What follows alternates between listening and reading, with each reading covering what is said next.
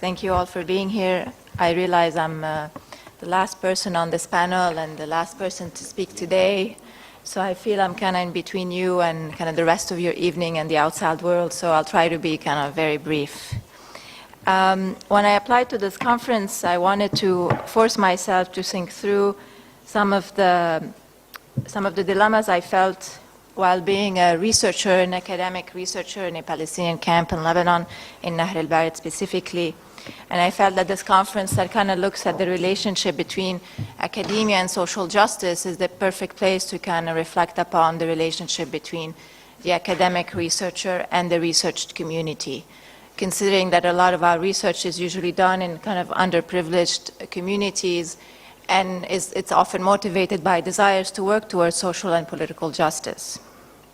And I just want to stress that I see my presentation more as a discussion, as a kind of a springboard for questions or ideas, and I would welcome kind of your thoughts and ideas or your experiences that would kind of help me work through some of the material I'll be presenting today.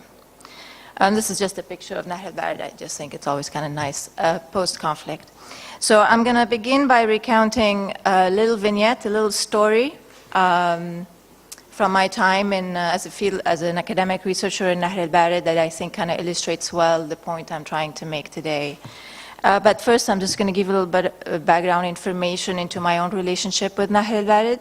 I first met Palestinians from Nahr al-Bared in 2007 during the conflict that pitted Fatah al-Islam to the Lebanese army.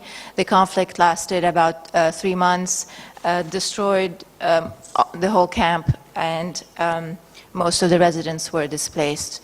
At the time, I was working on a documentary film, and I met many of the displaced families to kind of interview them for the film. And throughout the years, I kept up a relationship with them. And then when the film was completed, I screened it several times in Nahr al-Bared in many NGOs. So all this to say that I kind of kept up my relationship with them, and then in 2010, 2011, I started my PhD, and I became a researcher in the camp, and that kind of completely changed my relationship, and which is kind of the topic of my discussion today. So the story I wanted to tell you about basically happened at the beginning of my fieldwork. I was visiting the head of an NGO that I knew very well, kind of to talk about my topic and kind of get her feedback.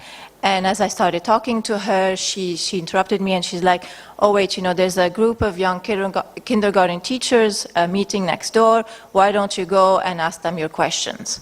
And she kind of got up, took me with her. We went to this kind of small conference room.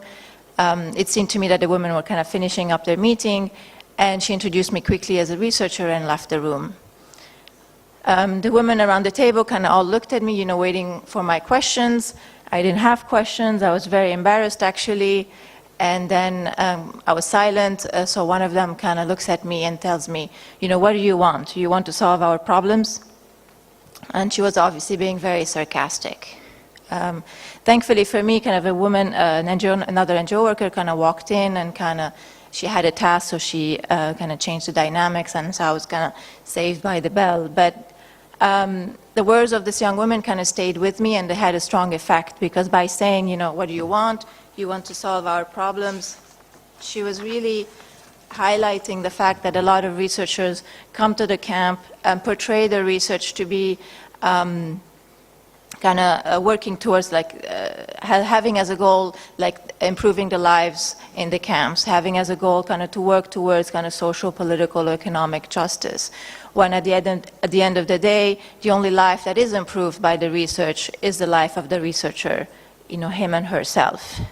And this, in a nutshell, is the point I want to make today, which is that academic researchers in the Palestinian camps in Lebanon are at a risk of being considered, if they're not already considered, what I'm calling, for better or for worse, it's not the best expression, but misery profiteers. And when I come up with this expression, I kind of have inspiration from two places. One is the most obvious, which is called war profiteers, you know, people or organizations that profit from warfare. In this case, it's people or organizations that profit from other people's miseries. But the other source of inspiration is the refugees themselves and the terminology that they themselves use. So you would hear it's very common, and I will be showing next examples, it's very common to hear Palestinians say, في عالم عايشين على مآسينا. People live off of our misery. في عالم بيستغلوا مآسينا. There's people who exploit our suffering. And I just want to kind of characterize this concept of kind of misery profiteering as it's understood by the refugees themselves before I kind of move on to examples. So it's kind of, just to break it down into four elements. One is that it's characterized by people coming to the camp, actively asking for cooperation and for the participation of refugees in a particular project or a particular enterprise. So 1, 2, while claiming that this kind of enterprise has as a goal the betterment of the life of the refugees, that the goal is economic, to work towards economic, social, political justice. 3, that the end result is that the only ones who actually profit from this thing is the entrepreneurs themselves, while 4, the refugees are left behind.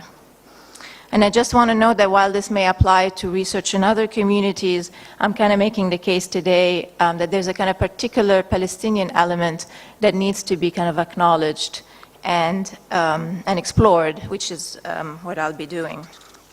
So what is this element? Basically, I would like to postulate that the way that Palestinian refugees experience or perceive researchers today is shaped by 2 past experiences that need to be kind of analyzed to properly understand kind of contemporary attitudes towards academic researchers. And these 2 experiences are, one is the Thawra, what's called the Palestinian Revolution of the 60s, 70s, and 80s, and the subsequent betrayal and abandonment of the leadership, and 2, their experiences with NGOs since the 90s. So I'll begin with the first, the Thawra, and to see how refugees understand it, how they make sense of it, and how they talk about it. And here I'm going to quote from a discussion that I had with a man I'm going to name Abu Ali. He's in his mid-50s. At the time of the discussion I'm quoting from, I had known Abu Ali for about 4 years. He's a man of many trades. He's at one point had a thrift shop, at another point opened kind of a fresh juice and grilled corn on the cob stall. He's a welder, he's a fisherman. He's also a poet and a screenplay writer, and he's very active on Facebook and always posting his writings. And my research at the time, kind of my PhD research, was about kind of the daily interactions of factions with refugees. So my discussion with him centered around that, but what I'm quoting from is the beginning of a conversation, of a 2.5-hour conversation, and this is how he chose to start. So he says, people lost their trust in the factions, those who had as a slogan the liberation of Palestine. People sacrificed a lot and gave as much as they could and more. I remember how people used to give to the Thawra. I was a shibl. I was 12 years old. I remember in 1970-71, people were factionalized, but they did not get a salary. I remember how my father used to sometimes pay a membership fee. We had a small shop and we used to sell fruits, and he would pay to the Jabha, the PFLP. So at that time, I was a shibl and used to go to the bakeries. The bakeries in the camp were communal. You prepared the dough at home and you go to bake it. The women would be there waiting in line. I used to go get bread from them for the Thawra, for the bases, for the Fidaiyin. Sometimes a woman would give me her entire batch, 30 loaves of bread. And we're talking of the Arabic bread, terghif. She wouldn't leave anything for her family. See how people were honest with our Thawra. But unfortunately, our Thawra was not honest with the people. Unfortunately, the liberation of Palestine was an empty slogan. Shi'ar wahmi. So I ask, why an empty slogan? He replies, this is what they make us feel, that it was all a lie, that they were not honest. Those who accept Oslo and 27% of the West Bank can't be the same people holding the slogan of armed struggle until the liberation of Palestine. It was a lie, unfortunately. We spent our life in the Thawra, and as they say, some build castles and some build graves. Abu Ali is clearly pointing to the fact that there were winners and losers, and it falls back into kind of the 4-point-based idea of kind of misery profiteering. Clearly, you have kind of a wholehearted and trustful engagement from the refugees towards the Thawra. People were honest, they were willing to give and sacrifice. Towards a movement that had as a goal the liberation of Palestine, but yet at the end of the day, some profited with castles and others were left behind and ended up with graves. And this expression, some build castles and some build graves, في عالم بنو قصور وعالم بنو قبور, is very common in the camps. And it's certainly not new information or kind of controversial to say that Palestinian refugees in Lebanon or Palestinian refugees anywhere consider the Oslo Accords to be kind of a betrayal to the leadership, who are seen to have been more interested in their kind of own survival than the Palestinian cause. But I think there is value to kind of juxtapose this experience with the subsequent experience of refugees with the NGOs and later with academic researchers. So similarly, the relationship between refugees and the NGOs can be understood to be following the same pattern. And we can look at several quotes. So the most common one, and this is something you hear over and over and over again in the camps, during the 2007 war, some people got richer and some got poorer. The factions and the NGOs made money off of our misery. They get funding because of our situation. They give 25% and they take 75%. However, there's another, I mean, this is so common, but there's another example I think would be very revealing. And it's about an NGO project that was called Money for Work, المال مقابل العمل, which is surprising because usually you have money, for work. And it was executed through a partnership with a local Palestinian NGO, an international NGO, and a European funding agency. And the quote I'm going to show you basically is from a young woman named Lina who worked for 3 months on this project. And the discussion was in the presence of Abu Ziyad, who is an office clerk, and a colleague named Rania. So Lina says, there is funding coming. Honestly, I don't know what its goal was. Was this funding destined for a project, or was it funding that was intended to be distributed straight to the people, and they turned it into a project? I really don't know. What I know is that there was an idea. I am not sure if it was their idea or the funder's idea. But the idea was that instead of giving the person money and get him used to laziness, and to get him used to just receiving money, I will give him the money but in exchange for work, so that he feels that he received the money because he exerted an effort, that he didn't take the aid as charity, that so that he gets used to working to get money, because obviously Palestinians are not used to working to get money. So Abu Ziyad interferes. I will tell you, this is funding coming for the people. We make the people work a bit and we put in our pockets a little. So Lina continues, now the issue of the pockets. Pockets are open everywhere. Rania comes in. Well, I didn't dare say that, but turns out it is true. Wow. Abu Ziyad continues, no, I say it. What is this work? What did I gain from this work? What do I gain from trees? Am I going to sit under the trees? They got pickles to give to people.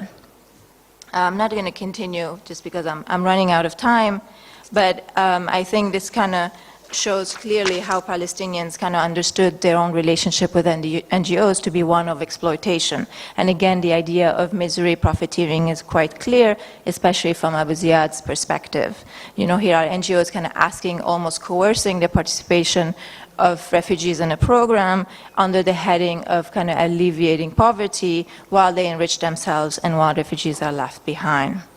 So what I'm postulating today is that these experiences shape how Palestinians react to and perceive researchers today, who have actually increased in large numbers since the Oslo Accords.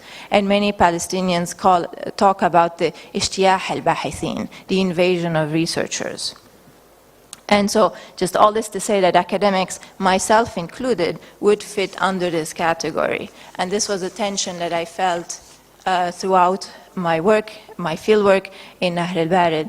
And while I would often tell myself that, you know, I'm doing this research with the hope kind of bettering our understanding of the dynamics of the community, I could certainly not ignore the fact that it was I who would gain from this and kind of get a PhD while the circumstances of the community would remain the same.